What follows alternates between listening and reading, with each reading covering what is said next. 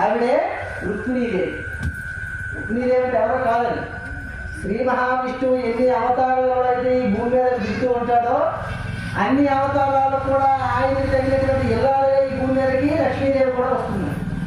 శ్రీరమ సీతగాక విసేవక బృందము వీర వైష్ణవాచార జనంబుగాక విరదాడది గౌతమిగాక వైకుంఠమనాది భద్రశైలి శిఖరాగ్రంథుగా వశించదవ చేతలో ధారకుడైన విష్ణుండవు దాశరథి కరుణామయుడని చెప్పి గోపరాజు చెప్పినట్టుగా ఆయన ఏ అవతారంలో అయితే అవతారానికి ఇప్పుడు విదర్భలో ఉన్నటువంటి రుక్మిణీదేవి ఎక్కడో రంగవజంలో బృందావనంలో ఉన్నటువంటి విశ్వపరమాత్మను చేరాలి.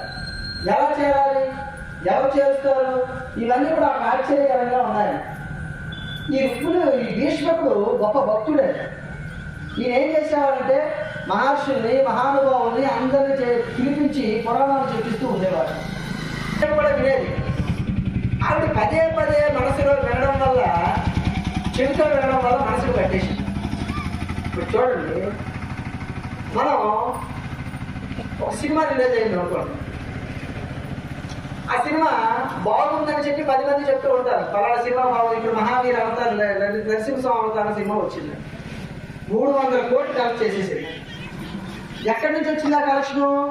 చూసినటువంటి ప్రతి వాళ్ళు అమ్మో ఆ సినిమా చాలా బాగుంది, నరసింహస్వామి అవతారంలో బాగా చూపించారు, ఆ స్తంభంలో రావడానికి యానిమేషన్ లో చాలా బాగా చూపించారు, పదే పదే చెప్తూ ఉంటే ఎక్కువ మంది చెప్పడం వల్ల వింటే దాని మీద మనసు ఎక్కువ. పలానా రెస్టారెంట్ లో భోజనం